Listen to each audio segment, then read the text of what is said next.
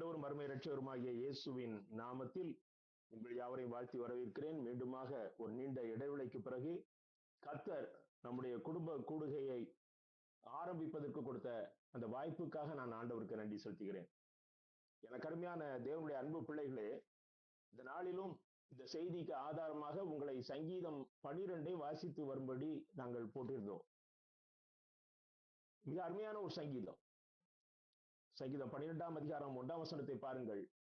ரட்சியும் கர்த்தாவே, பக்தியுள்ளவன் அற்று போகிறான், உண்மையுள்ளவர்கள் மனுபுத்திரரில் குறைந்திருக்கிறார்கள். நான் 8ஆம் வசனத்தை வாசிக்கிறேன், கடைசி வசனம்.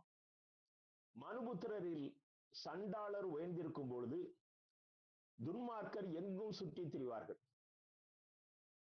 எனக்கு அருமையான தேவனுடைய அன்பு பிள்ளைகளே, எப்பொழுது சண்டாளர் என்றால் சண்டையை விரும்புகிறவர்கள், பொல்லாப்பை விரும்புகிறவர்கள், இப்படிப்பட்டவர்கள் இந்நாட்களிலே அதிகமாக இருக்கிறார்கள். அப்படிப்பட்ட சண்டையை பொல்லாப்பை விரும்புகிறவர்கள் அதிகமாக இருக்கும் பொழுது நம்முடைய ஊர்களுக்குள், நாட்டுக்குள் துன்மார்க்கருடைய நடமாட்டம் அதிகமாக இருக்கும். இன்றைக்கு உண்மையை கேட்பது ஒரு அற்புதமான, ஒரு ஆச்சரியமான காரியமாக இருக்கிறது. எலெக்ஷன் மேனிஃபெஸ்டோ, அரசாங்கங்களுடைய கட்சிகளுடைய விளம்பரங்கள், சில கட்சி தலைவர்களுடைய வார்த்தைகள், இவைகளிலே நாம் உண்மையை தேடி பார்க்க வேண்டியது இருக்கிறது. இது உலகத்தாருடைய வழக்கமாக இருக்கிறது. ஆனால் இன்னைக்கு கிறிஸ்தவ உலகத்திலும் கூட இந்த உண்மை குறைவு மிக அதிகமாக வந்துவிட்டது. எனக்கு அருமையான தேவனுடைய அன்பு பிள்ளைகளே, நீங்கள் அந்த 12ஆம் அதிகாரம் 2ஆம் வசனத்தை பாருங்கள். அவரவர் தங்கள் தோழரோட பொய் பேசுகிறார்கள், இச்சக உதடுகளால் இருமனதாய் பேசுகிறார்கள். ஜனங்களுடைய இருதயத்துக்குள்ள ஒரு ஆசை இருக்குது, ஒரு இச்சை இருக்குது. அப்போ அந்த இச்சையை மறைக்கணும், வெளியே வந்து தங்களை உண்மை உள்ளவர்களாக, யோக்கியமானவர்களாக காட்டணும். ஆக அவர்களுக்குள்ள 2 மனம் இருக்கிறது. ஆகவே தங்களுடைய இச்சையை மறைத்து தாங்கள் நல்லவர்கள் போல் காட்டுவதற்காக அவர்கள் இருமனமுடையவர்களாக இருக்கிறார்கள் என்று அங்கே சங்கீதக்காரன் சொல்கிறார். எனக்கு அருமையான தேவனுடைய அன்பு பிள்ளைகளே, ஆண்டவராகிய இயேசு கிறிஸ்து அவருடைய மலைப்பிரசங்கத்தில் சொல்கிற ஒரு வார்த்தை, மத்தேயு 5ஆம் அதிகாரம் 37ஆம் வசனம். உள்ளதை உள்ளதென்றும் இல்லதை இல்லதென்றும் சொல்லுங்கள், இதற்கு மிஞ்சினது தீமையினால் உண்டாயிருக்கும். இந்த புதிய மொழிபெயர்ப்புல இதற்கு மிகுதியாக சொல்வது தீயோனிடத்திலிருந்து வருகிறது என்று போடப்பட்டுள்ளது. ஆம் என்றால் ஆம் என்று சொல்லுங்கள், இல்லை என்றால் இல்லை என்று சொல்லுங்கள், இதற்கு மிகுதியானவை தீயவர்களிடமிருந்து வருகிறது. எனக்கு அருமையான தேவனுடைய அன்பு பிள்ளைகளே, எஸ் அல்லது நோ, அவ்வளவுதான். நாம இதுக்கு இடையில ஒன்றை கண்டுபிடிக்க துடிக்கிறோமே, அவர்களைத்தான் இங்கே ஆண்டவராகிய இயேசு கிறிஸ்து தீயவர்கள் என்கிறார். ஓப்பனா பேச முடியல. தைரியமாக உண்மையை சொல்லுகிறவர்கள் மனுபுத்திரரிலே குறைந்து இருக்கிறார்கள். மனுஷனுக்கு பயப்படுறோம், மனுஷனை திருப்திப்படுத்தணும்னு நினைக்கிறோம். நல்லா சிந்திச்சு பாருங்க, நீங்க போன மாசம் பேசுனதுக்கும் இந்த மாசம் பேசுறதுக்கும் வித்தியாசம் இருக்கிறதா இல்லையா? நீங்கள் ஏ என்ற நபரிடம் பேசியதற்கும் பி என்ற நபரிடம் பேசியதற்கும் வித்தியாசம் இருக்கிறதா இல்லையா? நீங்கள் அந்த உறவுக்காரரிடத்திலே பேசியதற்கும் இந்த உறவுக்காரரிடத்திலே பேசியதற்கும் வித்தியாசம் இருக்கிறதா இல்லையா? ஏன் உங்களால் தைரியமாக உண்மையை பேச முடியவில்லை? கர்த்தர் சொல்லக்கூடிய எனக்கு கொடுத்த ஒரு தலைப்பு, உண்மையாய் இருப்பதில் உறுதியாயிரு. இதுதான் ஆண்டவர் விரும்புகிற காரியம். இந்த வெளிப்படுத்தல் 17ஆம் அதிகாரம் 14ஆம் வசனத்தில் அவர்களுக்குரிய அவார்டு இருக்கிறது. அவரோட கூட அழைக்கப்பட்டவர்கள், அவரோட கூட இருக்கிறவர்கள், அழைக்கப்பட்டவர்களும் தெரிந்து கொள்ளப்பட்டவர்களும் உண்மையுள்ளவர்களுமாய் இருக்கிறார்கள். பரலோகத்துல அவர் கூட அமரப்போகிறவர்கள் யார் என்றால், அவரால் அழைக்கப்பட்டவர்கள், அவரால் தெரிந்து கொள்ளப்பட்டவர்கள், அவருக்காக இந்த உலகத்திலே உண்மையாய் வாழ்ந்தவர்கள். இன்னுமாக வெளிப்படுத்தல் 21:8 பாருங்க. வெளிப்படுத்தல் 21:8, பொய்யர் அனைவரும் இரண்டாம் மரணமாகிய அக்கினியும் கந்தகமும் எரிகிற கடலிலே தள்ளப்படுவார்கள். அப்போ இந்த உண்மை உள்ளவர்கள் கர்த்தரோடு நித்தியமாக வாழப் போகிறவர்கள். அப்ப அது ஒரு தனி கேட்டகரி. நம்முடைய ரட்சிக்கப்பட்டு விட்டேன், அபிஷேகம் பெற்று விட்டேன், நான் நன்றாக ஜெபிக்கிறேன், வேதம் வாசிக்கிறேன், ஆனால் என் வாழ்க்கையை நான் உண்மையோடு நடத்துகிறேனா? என் வாழ்க்கையிலே நான் கர்த்தருக்கு உண்மை உள்ளவனாக இருக்கிறேனா? ஐயா, கர்த்தருடைய பார்வைக்கும் மறைவானதும் ஒன்றுமில்லை. நீ காலையில முழிச்சதுல இருந்து நீ தூங்குற வரைக்கும் உன்னுடைய அத்தனை நடவடிக்கைகளும் இயேசு கிறிஸ்துவனுடைய தேவாதி தேவனுடைய பார்வையிலே வெளியரங்கமாயிருக்கிறது. உன் அருவருப்பான கண்ணின் பார்வை, உன் அருவருப்பான சிந்தனை, நீ பேசிய பேச்சுக்கள், அத்தனை காரியங்களும் வெளியரங்கமாக இருக்கும் பொழுது நீயும் இந்த மனிதர் முன்பாக உன்னை யோக்கியமாய் காட்டுவதற்காக நீ நேற்றைக்கு ஒரு பேச்சு, இன்னைக்கு ஒரு பேச்சு. என் அன்பு தேவனுடைய பிள்ளைகளே, கர்த்தர் அருவருக்கிற காரியம். நீங்கள் நீதிமொழிகள் 6ஆம் அதிகாரம் 16 முதல் 19 முடிய உள்ள வசனங்களை பாருங்கள். நீதிமொழிகள் 6ஆம் அதிகாரம் 16, 19. அதுல கர்த்தர் 6 காரியங்களை கர்த்தர் அருவருக்கிறார். 6 காரியங்களை கர்த்தர் அருவருக்கிறார். அதுல 2 காரியங்கள் பொய். நீங்க அதுல 2வது பாருங்க, பொய் நாவை கர்த்தர் அருவருக்கிறார். 6வது, அபத்தம் பேசும் பொய் சாட்சியை கர்த்தர் அருவருக்கிறார். பொய் வார்த்தைகளை கர்த்தர் அருவருக்கிறார். நீ பேசின பொய்யை நிரூபிப்பதற்காக நீ சில பொய் சாட்சிகளை உருவாக்கி வைத்திருக்கிறாயே, அதையும் கர்த்தர் அருவருக்கிறார்.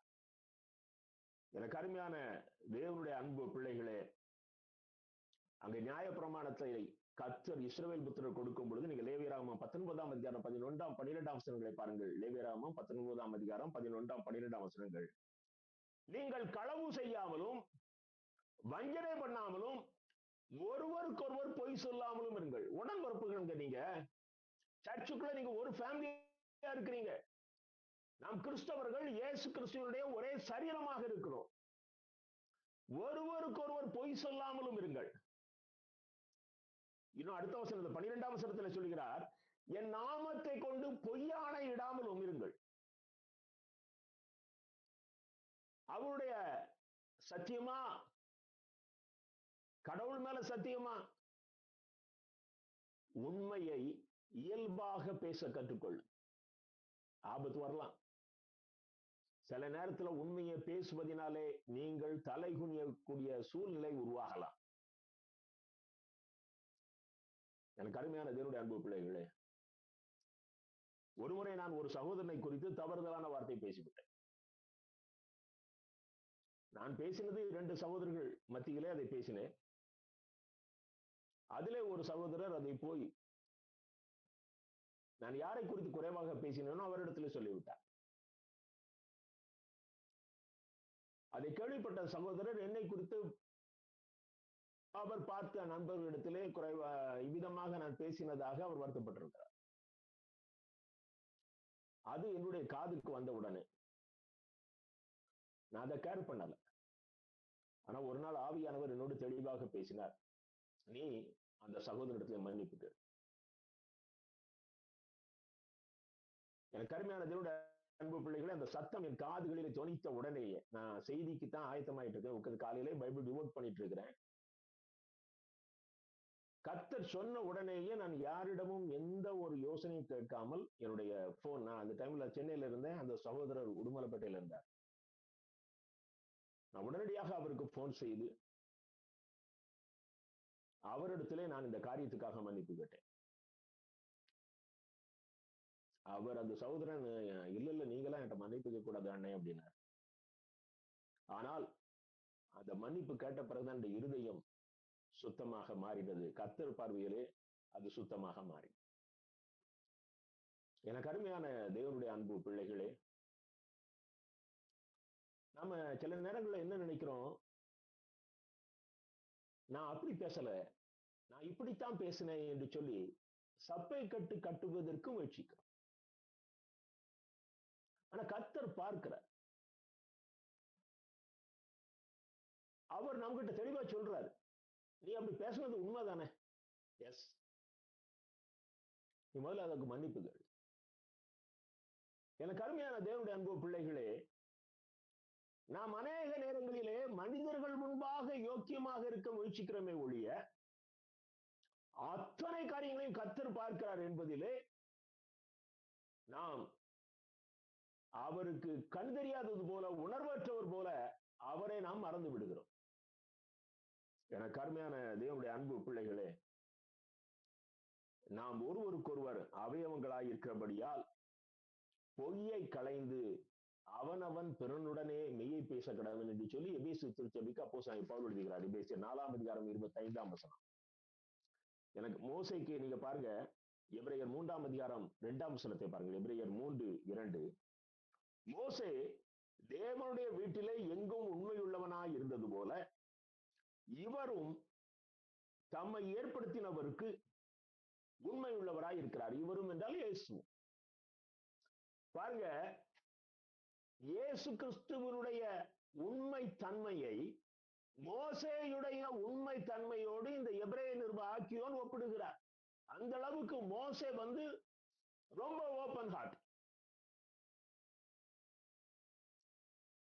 அவர் தேவனோடு நேருக்கு நேர் அந்த இஸ்ரவேல் ஜனங்களுக்காக போராடினார். மக்களுடைய தவறுகள் தேவனுக்கும் தெரியும், மோசேக்கும் தெரியும். ஆனால் அவர் தைரியமாக உண்மையை ஒத்துக்கொண்டு அந்த ஜனங்களுடைய பாடுகளுக்காக, அந்த ஜனங்களுடைய தவறுகளுக்காக தேவனிடத்திலே போராடி நன்மையை பெற்றார். நீங்க 5வது வசனத்தை பாருங்கள். எபிரேயர் 3:5 பாருங்கள். சொல்லப்பட போகிற காரியங்களுக்கு சாட்சியாக மோசே பணிவிடைக்காரனாய் அவருடைய வீட்டில் எங்கும் உண்மையுள்ளவனாய் இருந்தான். சொல்லப்பட போகிற காரியங்களுக்கு சாட்சியாக நம்முடைய வாழ்க்கையிலே நாம் ஒரு நல்ல விட்னஸா இருக்கணும். ஒரு உண்மை உள்ளவர்களாக, சர்ச்சுக்குள்ள உண்மை உள்ளவர்கள் இந்த பெயர் எடுங்க, மாத்தி மாத்தி பேசாதீங்க. என் அருமை தேவனுடைய பிள்ளைகளே, அநேக நேரங்கள்ல நாம் ஒரு மனிதரை திருப்திப்படுத்த ஒரு வார்த்தையை பேசிவிட்டு இன்னொருவரை பார்க்கும் பொழுது நாம் அந்த காரியத்தை சற்று மாத்தி பேசுகிறோம். நம்மளால கான்பிடண்டா தைரியமா நிற்க முடியல. ஆனால் கர்த்தர் நமக்கு கற்றுக் கொடுத்திருக்காது என்னென்றால், உள்ளதை உள்ளது என்று சொல்லுங்க. ஒருவேளை உனக்கு வேதத்தின்படி ஒருவர் செய்கிறது தவறு என்றால் நீங்கள் வேதத்தின்படி தவறு என்று சொல்லுங்கள். அதனால கெட்ட பேர் வர்றது தப்பு இல்லை. அதனால உங்களை ஊருக்குள்ள இவர் ரொம்ப பரிசுத்தமான என்று கேலியா பேசினா பரவாயில்ல. உங்களுக்கு பைபிள் தான் அளவுகோல். வேதத்தின்படி அது சரி அது தவறு என்று தீர்மானிக்கிற நிலைக்கு நீங்கள் ஆவியிலே வளர வேண்டும். வேதத்துக்கு வெளியே நாம் எந்த ஒரு காரியத்தையும் முடிவெடுக்க முடியாது. அந்த ஊழியக்காரர் சொன்னார், அவர் அப்படி சொன்னார், அவரு மனுஷன் தான். எனக்கு அருமையான தேவனுடைய அன்பு பிள்ளைகளே, நமக்கு அளவுகோல் வேத புத்தகம். முதல்ல அந்த வேத புத்தகத்துக்கு கீழ்ப்படியணும் அப்படிங்கிறத நாம கத்துக்கணும். நம்மகிட்ட அந்த தன்மை குறைவதனால்தான் நாம்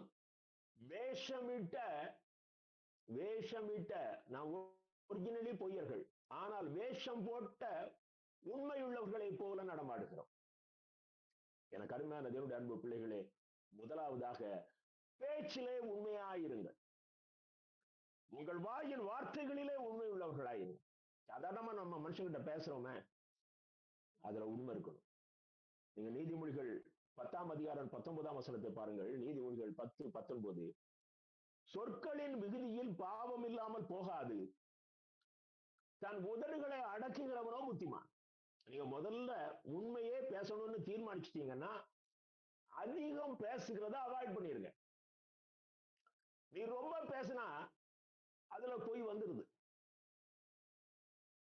அவங்கள பேச சொல்லி கேட்டுட்டுருங்க. நீங்க பதில் சொல்ல வேண்டிய நிர்பந்தம் ஏற்படுமே ஆனால் தைரியமாக உண்மையை பேசுங்க. தைரியமாக உண்மையை பேசுங்க. அதனால்தான் சாலமோன் ஞானி ஒரு நல்ல அருமையான ஆலோசனை கொடுக்கிறாரு. அதிகமா பேசாதீங்க, சொற்களின் மிகுதியில பாவம் இல்லாமல் போகாது. அதுல ஏதாவது ஒரு பொய் வார்த்தைகள் வந்துவிடும். நீங்க பாருங்க, மத்த 22ஆம் அதிகாரம் 15, 16ஆம் வசனங்களை பாருங்கள். அப்பொழுது பரிசேயர் போய் பேச்சிலே இயேசுவை அகப்படுத்தும்படி யோசனை பண்ணினார். அவர்கிட்ட போய் பேசணும், பேசி அதுல அவர் குற்றப்படுத்த வேண்டும் என்று சொல்லி அவர்கள் திட்டமிடுகிறார். தங்கள் சீசரையும் ஏரோதியரையும் அவரிடத்தில் அனுப்பினார்கள். அவர்கள் வந்து, போதகரே, நீர் சத்தியம் உள்ளவரும் தேவனுடைய மார்க்கத்தை சத்தியமாய் போதிக்கிறவர் என்றும் நீர் முகதாட்சணியம் இல்லாதவராகையால் எவனை குறித்து உமக்கு கவலை இல்லை என்றும் அறிந்திருக்கிறோம். ஆதலால் உமக்கு எப்படி தோன்றுகிறது, ராயனுக்கு வரி கொடுப்பது நியாயமோ அல்லவோ, அதை எங்களுக்கு சொல்லும் என்று கேட்டார். இந்த பரிசேயர்கள் அவர்கிட்ட ஒரு 2 கூட்டம் மக்கள் அனுப்புறாங்க. தங்கள் சீசரையும் ஏரோதியரையும் என்று போடப்பட்டுள்ளது. ஏரோதியர் அப்படின்னா ஏரோதுடைய கட்சிக்காரங்க மாதிரி, பொலிட்டிக்கல் பேக்ரவுண்ட் உள்ளவங்க மாதிரி. அவங்க ஏரோதுவுக்காக ஆதரவாக பேசுகிற கூட்டத்தாரம். அப்போ எதுக்கு அனுப்புறாங்க? இயேசு கிட்ட குற்றம் கண்டுபிடிக்கிறதுக்கு. நீங்க இதே காரியத்தை லூக்கா ரொம்ப அழகா சொல்றாரு பாருங்க. லூக்கா 20ஆம் அதிகாரம் 20ஆம் வசனத்தை பாருங்கள். அவர்கள், இந்த பரிசேயர்கள், அங்க அது பிரதான ஆசாரியர், வேதபாரகர், மூப்பன்னு போட்டிருக்கு. அவர்கள் சமயம் பார்த்து தேசாதிபதியின் ஆளுகைக்கும் அதிகாரத்துக்கும் அவரை ஒப்புக் கொடுக்கும்படி டைம் பார்த்து அரசாங்கத்துக்கிட்ட அவரை, இயேசு கிறிஸ்துவை ஒப்பு கொடுப்பதற்காக அவருடைய பேச்சிலே குற்றம் கண்டுபிடிக்கலாம் என்று தங்களை உண்மையுள்ளவர்களாக காண்பிக்கிற வேவுகாரரை அவரிடத்தில் அனுப்பினார்கள். இதான் சாத்தானுடைய தந்திரம். உன்னை சிக்க வைக்கிறதுக்காக சில யோக்கியர்கள் போல் வேடமிட்டவர்களை உங்களிடத்திலே பிசாசானவன் அவ்வப்பொழுது அனுப்பி கொண்டிருக்கிறார். எங்க பொய் பேசுறவங்க நிரந்தரமா பேசிக்கிட்டு இருப்பாங்க. ஆனால் ஆண்டவருடைய பிள்ளைகள் என்று சொல்லுகிறவர்கள் இந்த வேவுகாரர்கள் விரிக்கிற வலையிலே அவ்வப்பொழுது விழுந்து விடுகிறார். தைரியமா நிற்க முடியல. ஆண்டவர் எவ்வளவு ஞானமாக அவர்களுக்கு பதில் கொடுக்கிறார் பாருங்கள். ஒரு காயினை கொண்டு வாங்க, இது யாருடையது? உங்களுக்கும் வருகிற சிக்கலிலே நீங்கள் மிக தெளிவாக கர்த்தருடைய பிள்ளைகள் நாங்கள் எந்த சூழ்நிலையிலும் உண்மையை தவிர வேறென்றும் பேச மாட்டோம் என்று தைரியமாக இருப்பீர்களே, ஆனால் கர்த்தர் அந்த இடத்திலே நீங்கள் பேசுவதற்கு சரியான வார்த்தையை அவர் உங்களுக்கு அருளுவார். உலகத்துல எவனை விழுங்கலாம் என்று பிசாசானவன் வகை தேடி சுற்றி திரிகிறான். அன்றைக்கு இயேசு கிறிஸ்துவை பேச்சிலே அகப்படுத்தும்படி அவன் தன்னுடைய நபர்களை அனுப்பினது போல இன்னைக்கும் உங்ககிட்ட அப்பப்ப சிலர் வருவாங்க. எனக்கு அருமையான தேவனுடைய அன்பு பிள்ளைகளே, இன்னைக்கு நிறைய இடங்கள்ல, நிறைய சபைகள்ல நீங்க நல்லவங்க, மற்ற சபையை சொல்றேன். 2 பேரும் டீ கடையில 2 கிறிஸ்தவங்க ஒரு சபையை சார்ந்தவங்க உட்கார்ந்து பேசுற காரியம் என்னன்னா, திருச்சபையின் காரியங்களை குறித்து புரளியை பேசுவது. அவர் அப்படி, இவர் இப்படி. நான் அன்னைக்கே சொன்னேன், வேண்டாம் சகோதரனே, வேண்டாம் சகோதரியே, உன் இருதயம் ஆண்டவருக்கு தெரியும், உன் நடவடிக்கைகள் ஆண்டவருக்கு தெரியும், உன் உள்ளத்திற்குள் இருக்கிற காரியங்கள் ஆண்டவருக்கு தெரியும். உனக்கு சம்மதம் இல்லாத காரியத்தை தயவு கூர்ந்து பேச. என் அருமை தேவனுடைய அன்பு பிள்ளைகளை, நீங்கள் யாக்கோபு 3ஆம் அதிகாரம் 2ஆம் வசனத்தை பாருங்கள். யாக்கோபு 3ஆம் அதிகாரம் 2ஆம் வசனம். நாம் எல்லாரும் அநேக விஷயங்களில் தவறுகிறோம். ஒருவன் சொல் தவறாதவனானால் அவன் பூரண புருஷனும் தன் சரீரம் முழுவதையும் கடிவாளத்தினாலே அடக்கி கொள்ளக்கூடியவனுமாய் இருக்கிறான். நான் ஒரு முழுமையான பரிசுத்தவானாய் இருப்பேனே ஆகில் என்னுடைய கையை என்னால கண்ட்ரோல் பண்ண முடியும், என் கண்ணை கண்ட்ரோல் பண்ண முடியும், என் செவியை கண்ட்ரோல் பண்ண முடியும், என் நாவை என் வாயை கண்ட்ரோல் பண்ண முடியும். தன் சரீரம் முழுவதையும் அடக்கி கொள்ளக்கூடியவன். எந்த இடத்துல எதை பேச வேண்டுமோ அதை தவிர்த்து நீ அதிகமான காரியத்தை பேசிவிடாது. பேச்சிலே உண்மையுள்ளவர்களாயிருங்கள். சில நேரங்கள்ல நாம் மற்றவர்களை திருப்திப்படுத்துவதற்காக பூசி மெழுகி பேசுகிறோம். ஒண்ணு அந்த டாபிக்கை பேசாதீங்க.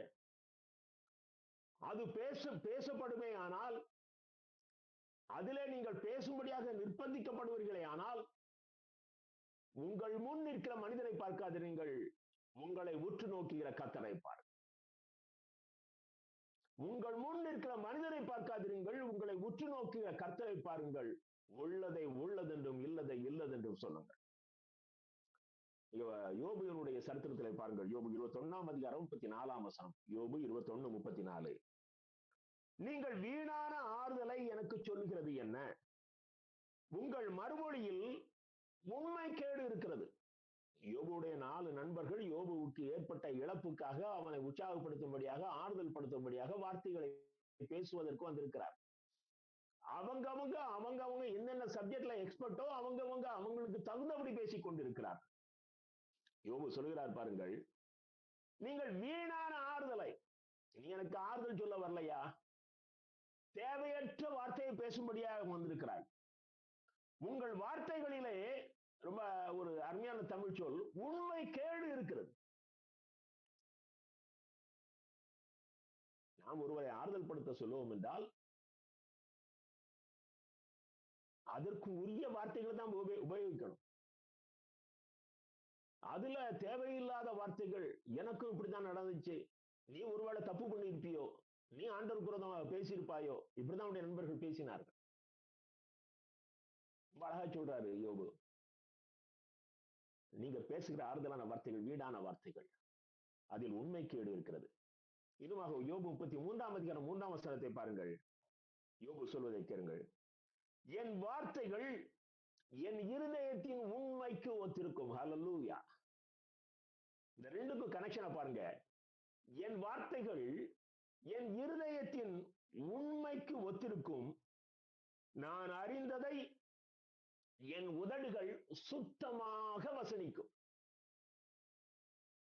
நான் அறிந்ததை, எனக்கு என்ன தெரியுமோ அதை அப்படியே என் உதடு சொல்லும், என் வாய் சொல்லும். அது அழகா சொல்றாரு, என் உதடுகள் சுத்தமாக வசனிக்கும். அதுல நான் எதையும் ஆட் பண்றது இல்லை, நான் அதில் எதையும் கூட்டுவதும் இல்லை, குறைப்பதும் இல்லை. ஒரு இடத்துல ஒரு 2 நாள் கன்வென்ஷன் கூட்டம், என்னை அழைத்திருந்த சகோதரன் முதல் நாள் கூட்டம் முடிஞ்சு நான் தங்கி இருந்த இடத்துல அவர் என்னோடு பேசிக் கொண்டிருந்தார். அண்ணே, நீங்க ரொம்ப கடினமா சில ஊழியர்களை குறை சொல்வது போல பேசிவிடுகிறீர்கள். அப்ப அவர் அருகில் அவருடைய துணைவியார் இருக்கிறாங்க.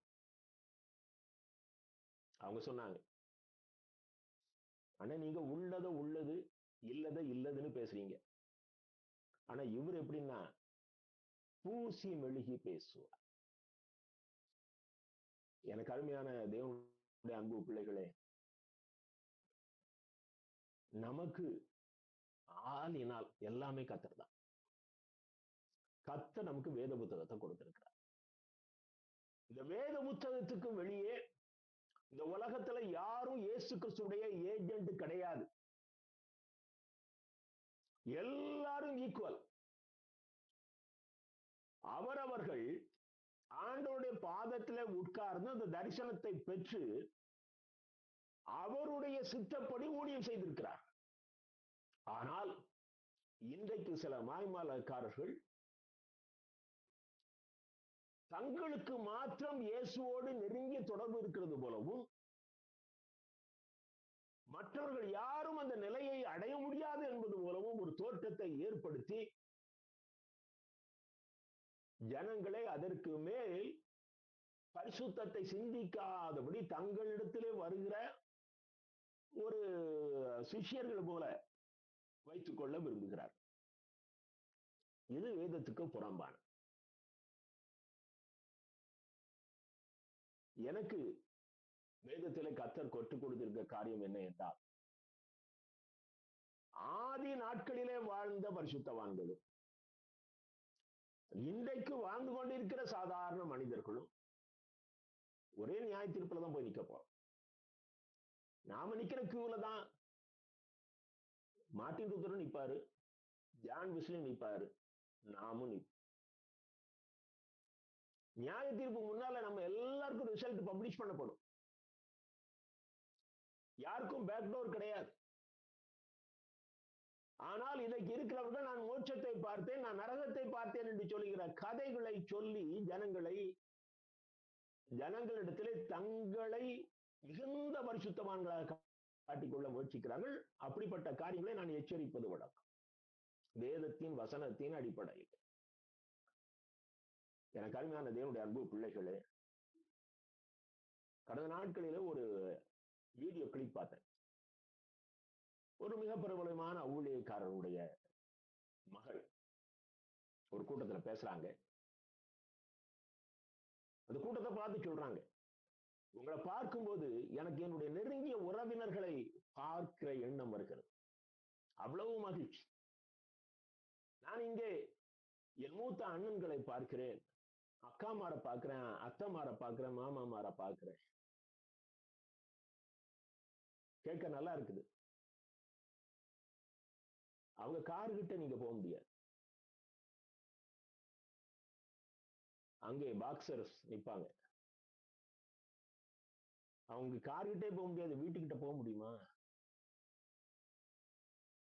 அவங்க டைனிங் டேபிள் கிட்ட போக முடியுமா? வாயின் வார்த்தைகள் இருதயத்தின் எண்ணத்துக்கு ஒத்து வரவில்லை. மாய்மாலமான வார்த்தைகள், இருக்கிற கூட்டத்தை உற்சாகப்படுத்துகிற வார்த்தைகள். எனக்கு அருமையான தேவனுடைய அன்பு பிள்ளைகளே, பேச்சிலே உண்மையாயிருங்கள். இரண்டாவதாக ஊழியத்திலே உண்மையாயிருங்க. யார் எடுத்தாலும் நான் ஊழியம் செய்றேன் அப்படிங்கிறான். கலாத்தியர் 4ஆம் அதிகாரம் 16ஆம் வசனத்தை பாருங்கள். கலாத்தியர் 4:16. நான் உங்களுக்கு சத்தியத்தை சொன்னதினாலே சத்துருவானேனோ. இங்கே அப்போஸ்தலனாகிய பவுல் தன் மூலம் உருவாக்கப்பட்ட வளர்க்கப்பட்ட திருச்சபைக்கு எழுதுகிற நிருபத்திலே மிக நேர்த்தியான ஒரு வார்த்தையை சொல்லுகிறார். நீங்கள் நான் போதித்த சத்தியத்தை விட்டு வழி விலகி போகிறதன் காரணம் என்ன? நான் உங்களுக்கு சத்தியத்தை சொன்னதினாலே நீங்கள் என்னை எதிராளியை பார்ப்பது போல பார்க்கிறீர்களோ? உண்மைக்கு இதுதான் வேல்யூ. நல்லா கவனிச்சுக்கிடுங்க. ஒரு பழமொழி சொல்லுவாங்க, உண்மை மெதுவாத்தான் போகும், போய் ரெக்க கட்டி பறக்கும். ஒரு உண்மை ஒரு எண்டை ரீச் பண்றதுக்குள்ள போய் உலகத்தை ஒரு ரவுண்ட் அடிச்சு வந்துடும். இன்னைக்கு இந்த பொய் உபதேசங்களை பேசுகிறவர்கள் தான் மார்க்கெட்டிலே மிகச்சிறந்த ஊழியர்கள் என்று பேசப்படுகிறார்கள். அது முக்கியம் அல்ல. ஐயா, எனக்கு ஊழியக்கார அந்தஸ்து வேண்டாம். ஆனால் நான் பரிசுத்தமாக வாழ்ந்து என் நித்தியத்தை இயேசுவோடு கழிக்க விரும்புகிறேன். ஊழியம் இருந்தாலும் சரி, இல்லாவிட்டாலும் சரி, என் நித்தியத்தை நான் இயேசுவோடு கழிக்க விரும்புகிறேன். ஆகையினால்தான் நான் செய்தியின் ஆரம்பத்திலேயே சொன்னேன், அவரோடு இருக்கிறவர்கள் அழைக்கப்பட்டவர்கள், தெரிந்து கொள்ளப்பட்டவர்கள், உண்மை உள்ளவர்கள். இதுதான் நம்முடைய கோல். இந்த சிந்தனையோடு தான் நாம் இந்த உலகத்துல வாழணும். கருமையான தேவனுடைய அன்பு பிள்ளைகளே, இங்க அப்போஸ்தலனாகிய பவுல் சொல்கிற மற்றொரு வார்த்தை கவனிங்கள். கலாத்தியர் 5ஆம் அதிகாரம் 7ஆம் வசனத்தை பாருங்கள். கலாத்தியர் 5:7, நீங்கள் நன்றாய் ஓடினீர்கள், சத்தியத்திற்கு கீழ்ப்படியாமல் போக உங்களை தடை செய்தவன் யார்? ட்ரூத் அப்படின்னாலே பைபிள் தான். எத்தனை விஞ்ஞான கண்டுபிடிப்புகள் இருந்தாலும் அதற்கும் மேலானது வேதம். இந்த வேதத்திற்கு கீழ்ப்படியாமல் போகும்படி உங்களை தடை செய்தவன் யார்? இந்த போதனை உங்களை அழைத்தவரால் உண்டானதல்ல. இன்னைக்கு நீங்க வேற ஒரு சத்தியத்தை பேசுகிறீர்களே, இது உங்களை அழைத்த கர்த்தரால் உண்டானதல்ல என்று சொல்லி எச்சரிக்கிறார். எனக்கு அருமையான தேவனுடைய அன்பு பிள்ளைகளே, இன்றைக்கு சத்தியத்தை ஒவ்வொருவரும் ஒவ்வொரு மாதிரி பேச ஆரம்பிச்சிட்டாங்க. திருச்சபைகள் பல பிரிவுகளாக இருந்தாலும் சத்தியம் ஒண்ணுதான். அது தென்னிந்திய திருச்சபை, மெதடிஸ்ட் திருச்சபை, லுத்தரன் திருச்சபை அல்லது அசம்பிளிஸ் ஆஃப் காட் திருச்சபை, எப்படி இருந்தாலும் சத்தியம் ஒண்ணுதான். ஆனால் தங்கள் சபைக்கு அதிகமான நபர்கள் வர வேண்டும் என்பதற்காக இன்னைக்கு சில திருச்சபைகள் தங்களை ஆவிக்குரிய திருச்சபைகள் என்று அவர்கள் தங்களை வேறுபடுத்தி காட்ட விரும்புகிறார். ஆவிக்குரிய திருச்சபைகள் என்றால் அவர்களுக்கு உலக ஆசை இருக்கக்கூடாது. அவர்கள் கணக்கு காட்டுவதில்லையே. அவர்களுக்கு வருகிற காணிக்கைக்கு காணிக்கை போடுகிற அந்த திருச்சபை மக்களுக்கு கணக்கு காட்டுவதில்லையே. பிறகு எப்படி ஆவிக்குரிய திருச்சபை? எனக்கு அருமையான தேவனுடைய அன்பு பிள்ளைகளே, வேதத்தின் சத்தியத்துக்கு அப்படியே கீழ்ப்படுகிறவர்கள் தான் ஆவிக்குரியவர்கள். எல்லாரும் மாம்சத்துல கெட்டு போனாங்க. அதுவும் தனிப்பட்ட திருச்சபைகள் எல்லாமே மாம்சத்துல ஊறி போய் கிடக்கிறாங்க. ஆனால் சில காரியங்களை அவர்கள் தூக்கி பிடித்து தங்களை ஆவிக்குரியவர்கள் என்று காட்டிக்கொள்ள விரும்புகிறார்.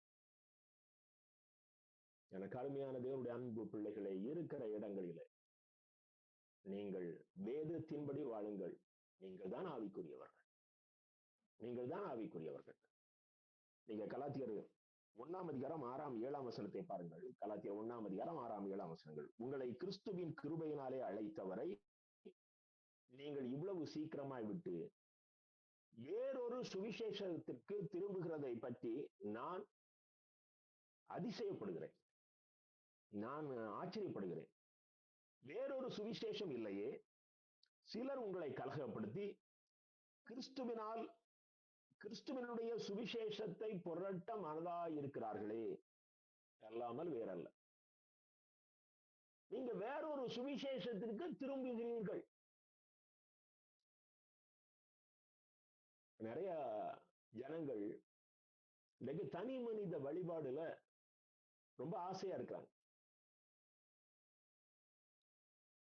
நீங்க இவருடைய செய்தியை கேட்டீங்களா? ஆனா அவர் ரொம்ப நல்லா பேசினார். அதுவும் இவங்களுடைய இந்த தனி மனிதனுடைய நடவடிக்கைகளை என்கரேஜ் பண்ணும் விதமாக அவர்கள் பேசுவார்களே, ஆனால் இவங்களுக்கு அவர் ரொம்ப பிடிக்கும். அதான் மீண்டும் மீண்டுமாக நான் வலியுறுத்துவது என்னவென்றால், வேதம் தான் நமக்கு எல்லாம்.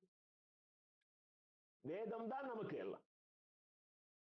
இந்த வேதத்துக்கு வித்தியாசமாக உன்னை உற்சாகப்படுத்தும் விதமாக ஏதாவது பேசப்படுமே ஆனால் அதைத்தான் நீங்க அப்போஸ்தலனாகிய பவுல் சொல்லுகிறார், அது வேறு சுவிசேஷம்.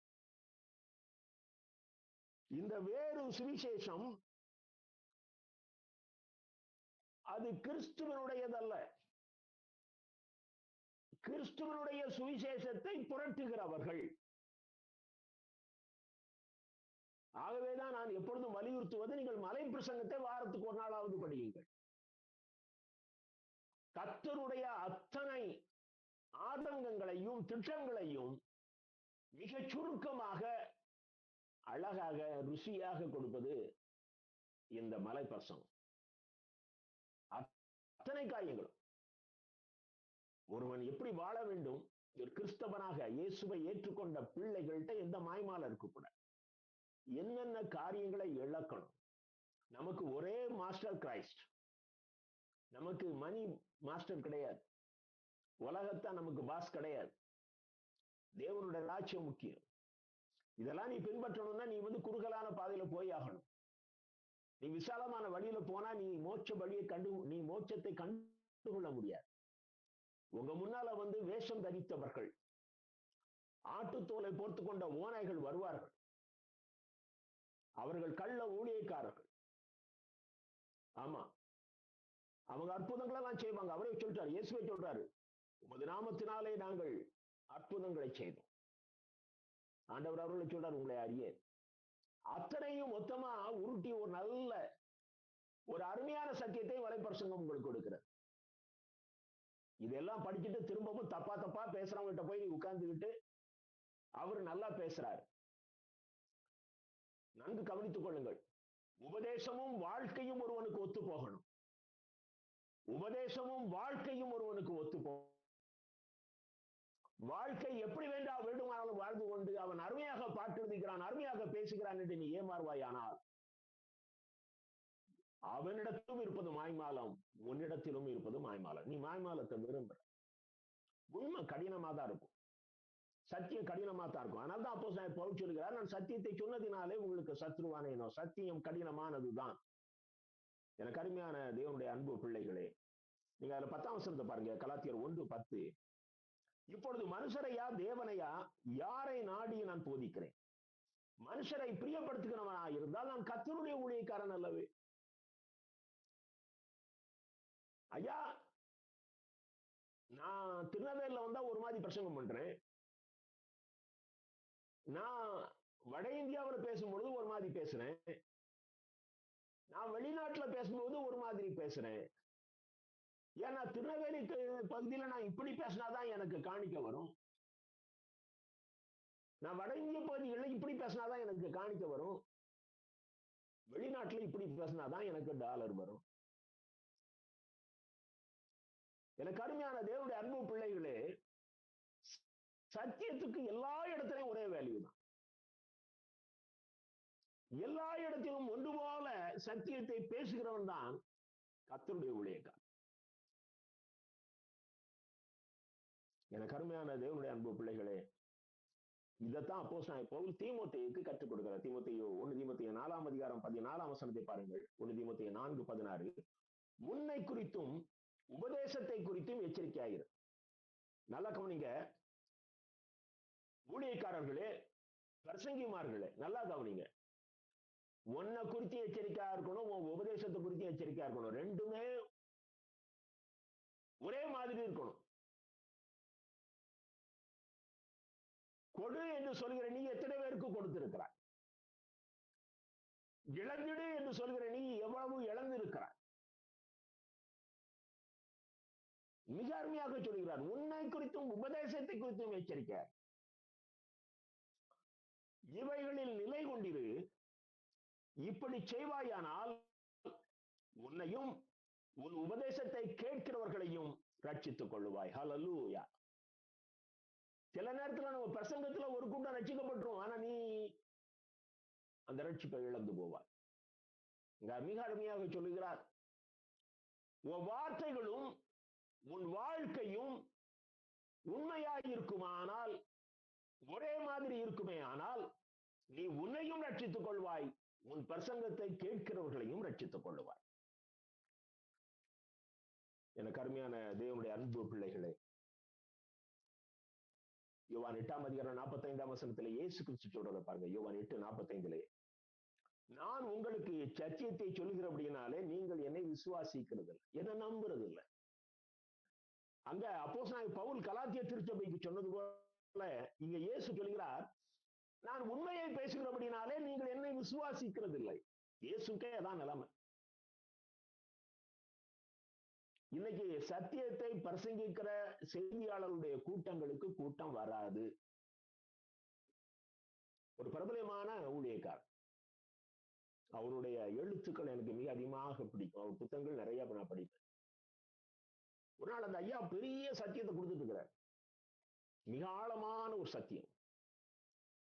திடீரென்று அவர் முன்னால இருக்கிற கூட்டத்தை காட்டினா ஒரு 500-600 பேர் உட்கார்ந்து இருப்பாங்க, மிக சாதாரணமான ஆட்கள்.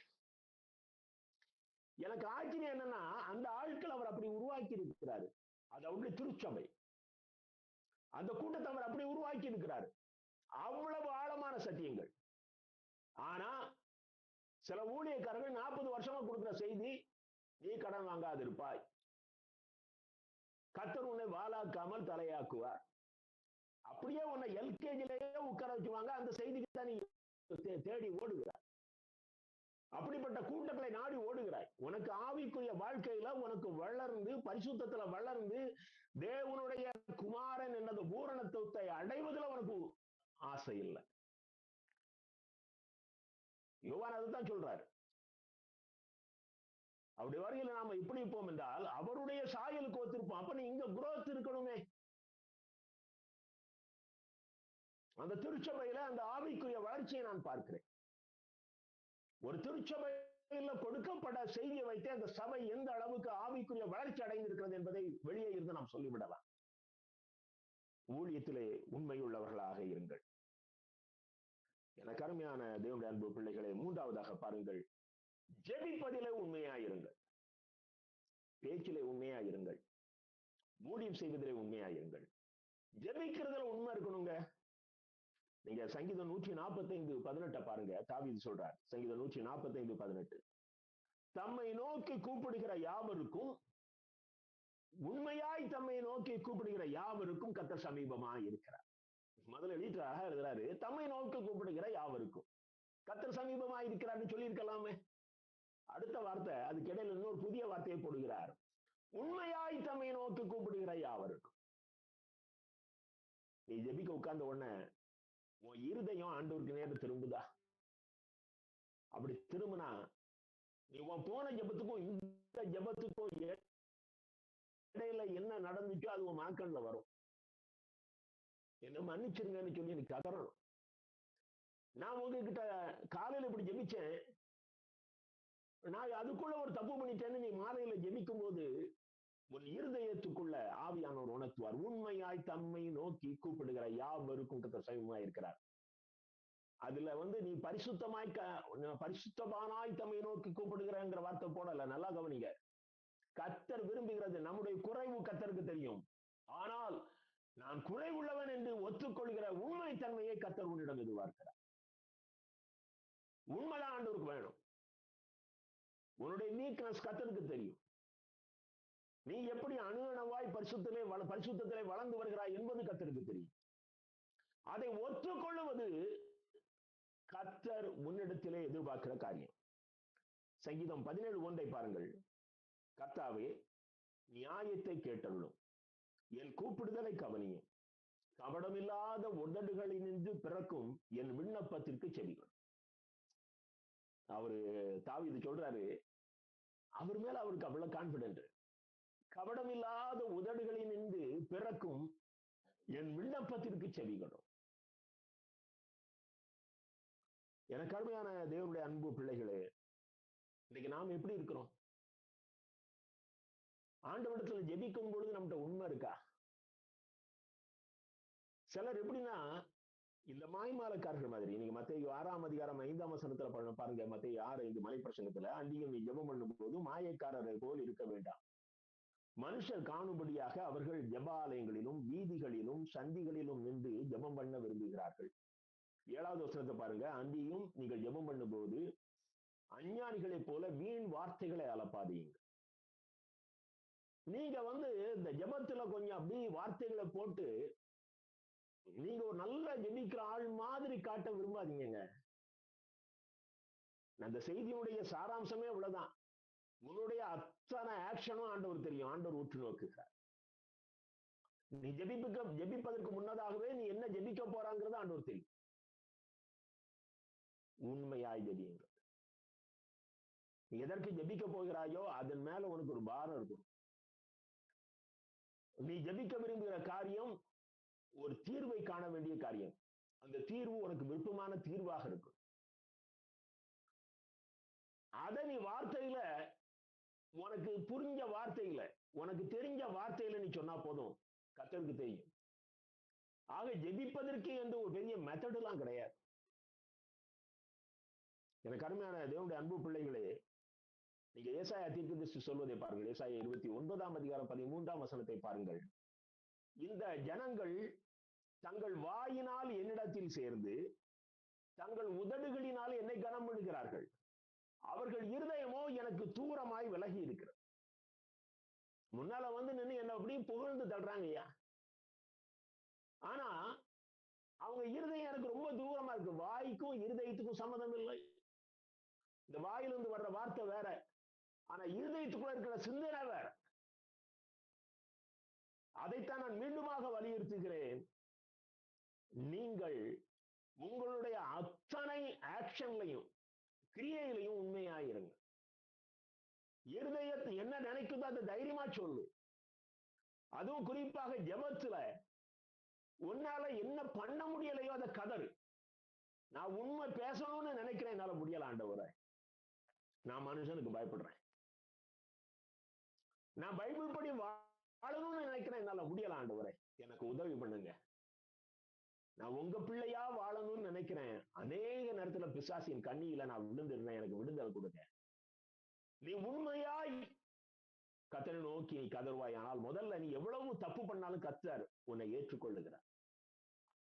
கிட்டக்குமார மனதின் மைந்து அதான் சொன்னான், உம்முடைய பிள்ளை என்று சொல்வதற்கு நான் தகுதியற்றவன், உம்முடைய வேலைக்காரில் ஒருவனாக வைத்துக் கொள்ளும். தன்னுடைய தகுதியின்மையை முதலாவது ஒத்துக்கொண்டான். அதுதான் அவனுக்கு அங்கே தகுதியாக மாறினது. உங்கள் தகுதியின்மையை ஒத்துக்கொள்வதுதான் ஜெபம். உன் ஜெபத்தினால உன்னை ஒரு பரிசுத்தமானாக, ஒரு உண்மை உள்ளவனாக நீ மாற்றி காட்டுவதற்கு முயற்சிக்காதே. உன் முன்னால இருப்பது எல்லாம் அறிந்த தெய்வம். யோவான் 4ஆம் அதிகாரம் 24ஆம் வசனத்தை பாருங்கள். யோவான் 4ஆம் அதிகாரம் 23, 24. உண்மையாய் தொழுது கொள்கிறவர்கள் பிதாவை ஆவியோடும் உண்மையோடும் தொழுது கொள்ளுகிற காலம் வரும், அது இப்பொழுதே வந்திருக்கிறது. தம்மை தொழுது கொள்ளுகிறவர்கள் இப்படிப்பட்டவர்களாய் இருக்கும்படி பிதா விரும்புகிறார். தேவன் ஆவியாய் இருக்கிறார். அவரை தொழுது கொள்கிறவர்கள் ஆவியோடும் உண்மையோடும் அவரை தொழுது கொள்ள வேண்டும். பாருங்க, அவர் அந்த முதல் வார்த்தையை, இயேசு சொல்லுகிற வார்த்தையை பாருங்கள். உண்மையாய் தொழுது கொள்கிறவர்கள் அப்படின்னு ஆரம்பிக்கிறார். அப்ப நம்ம தொழுது கொள்ளும் பொழுது நம்ம உண்மையாய் தொழுது கொள்ளுகிறோம். அப்படி தொழுது கொள்ளும் பொழுது நாம் ஆவியோடும் உண்மையோடும் தொழுது கொள்ள வேண்டும். நாம் உண்மை உள்ளவர்கள், நம்முடைய தொழுகையிலும் உண்மை இருக்க வேண்டும். எனக்கு அருமையான தேவனுடைய அன்பு பிள்ளைகளே, இன்னைக்கு இயேசு அப்படிப்பட்ட ஜெபத்தை தான் உங்ககிட்ட எதிர்பார்க்கிறார். ஏன் இன்னைக்கு நம்முடைய ஜெபங்களுக்கு பதில் இல்லை? நம்ம கிட்ட உண்மை, எனக்கு அருமையான தேவனுடைய அன்பு பிள்ளைகளே, உங்களை பரிசுத்தவான்களாக காட்டுவதற்காக உங்க ஜெபத்தை அலங்கரிக்காதீர்கள், ஏமாந்து போவீர்கள். வேதம் சொல்லுகிறது நீங்கள் பொய்யர்கள். பிசாசு அப்படித்தான் அவன் நடிக்கிறான். அவன் பொய்யனும் பொய்க்கு பிதாவுமாய் இருக்கிறபடியினாலே அவன் தன் சொந்தத்திலிருந்து எடுத்து பேசுகிறான். நீங்களும் அவனுடைய சிஷ்யர்களாக மாறிவிடாது. உண்மையை ஒத்துக்கொள்ளுங்கள். எனக்கு அருமையான சகோதரனே, சகோதரியே, தயவு கூர்ந்து உங்களை மாத்திரம் சீர்தூக்கி பாருங்க. நீ பரலோகத்துக்கு போகணும்.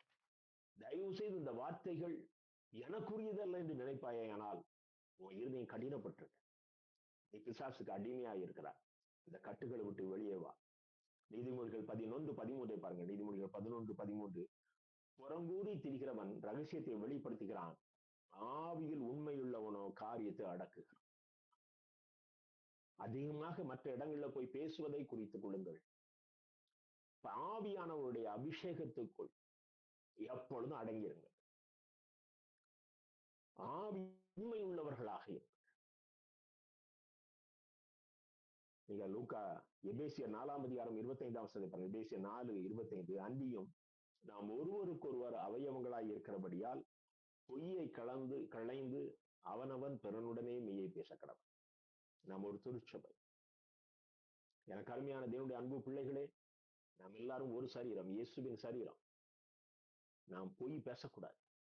ஒருத்தருக்கு ஒருத்தர் உண்மையை பேச பழங்க. சபைக்குள்ள உண்மை வந்துட்டா சபை பரலோகமா மாறிடும். கடைசியாக அப்போஸ்தலனாகிய பவுல் பிலிப்பு திருச்சபைக்கு எழுதின ஒரு வார்த்தையை வாசிக்கிறேன். அப்படியே எழுதுறாரு, கடைசியாக சகோதரரை, உண்மையுள்ளவைகள் எவைகளோ, ஒழுக்கம் உள்ளவைகள் எவைகளோ, நீதி உள்ளவைகள் எவைகளோ, கற்புள்ளவைகள் எவைகளோ, அன்புள்ளவைகள் எவைகளோ, நற்கீர்த்தி உள்ளவைகள் எவைகளோ, புண்ணியம் எதுவோ, புகழ் எதுவோ, அவைகளையே சிந்தித்துக் கொண்டாங்க. நீ 24 மணி நேரம் சிந்திக்கிறதுல முதல் காரியமா பவுல் எழுதுறாரு, உண்மையுள்ளவைகளையே சிந்தித்துக் கொண்டிரு. நான் ரொம்ப அதிகமா என்னுடைய மூளையில ஓடிக்கொண்டிருப்பது வேதத்தின் வார்த்தைகள் தான். என் சிந்தனையில ஓடிக்கொண்டிருப்பது வேதத்தின் வார்த்தைகள். பைபிள் படி வாழுகிற, பைபிள் படி வாழ்ந்து நமக்கு முன்மாதிரி வைத்திருக்கிற பரிசுத்தவான்களுடைய எழுத்துக்களை மாத்திரம் தான் படிப்பேன். இந்த மாய்மாலக்காரர்கள், ஐயா, இன்னைக்கு உலகத்துக்குள்ள அநேக மாய்மாலக்காரர்கள் தங்களை பரிசுத்தவான்களாக வார்த்தைகளை காட்டிக்கொள்ள முயற்சிக்கிறார்களே, அப்படிப்பட்டவருடைய வார்த்தைகளை நீங்கள் நாடி ஓடுவீர்களே, ஆனால் உங்களிடத்திலே சத்தியம் இருக்கா? நமக்கு நல்ல ஒரு எக்ஸாம்பிள் இயேசு கிறிஸ்து. தைரியமாக தனக்கு எதிராக வந்த அத்தனை காரியங்களையும் அவர் எதிர்த்து நின்றார். அவர் சிலுவை மரணம் வரைக்கும் ஒரு இடத்துல கூட பயப்படல. எல்லா இடத்திலும் உண்மையை தைரியமா சொன்னார். அவருடைய பிள்ளைகள் அவருடைய உண்மையை கூட மோசேயுடைய உண்மையோடு ஒப்பிட்டு எபிரேய நிருப ஆக்கியோன் எழுதினார் என்று சொல்லி நாம் பார்த்தோம். அவருடைய பிள்ளைகளாகிய நம்மிடத்திலே கர்த்தர் எதிர்பார்க்கிறது, உண்மையிலே உண்மையுள்ளவனாய் இருப்பதிலே உறுதியுள்ளவனாய், உண்மையாய் இருப்பதில் உறுதியுள்ளவனாய். கர்த்தர் உங்கள் ஒவ்வொருவரையும் இந்த உண்மையுள்ளவர்களாக மாற்றி, தனக்குரியவர்களாக மாற்றி தன்னோடு அழைத்து செல்வாராக. ஆமென். கண்களை மூடி ஜெபிப்போம். அன்பின் ஆண்டவரே, அருமையான நாளின் மாலை வேளைக்காக நன்றி சுவாமி. நீர் எங்கள் மத்தியிலே வந்து பேசின வார்த்தைகளுக்காக நன்றி ஆண்டவரே. நீர் சத்தியம் உள்ளவர், நாங்களும் சத்தியம் உள்ளவர்களாக வாழ விரும்புகிறோம். உம்மோடு இருக்கிறவர்கள் அழைக்கப்பட்டவர்கள், தெரிந்து கொள்ளப்பட்டவர்கள், உண்மையுள்ளவர்கள். ஆண்டவரே, எங்களையும் உண்மையுள்ளவர்களாக மாற்றும். உம்மருகிலே நித்திய நித்தியமாய் வாழுகிற கிருபையை தாரும். இயேசு கிறிஸ்து மூலம் வேண்டிக் கொள்கிறோம் பிதாவே. ஆமென்.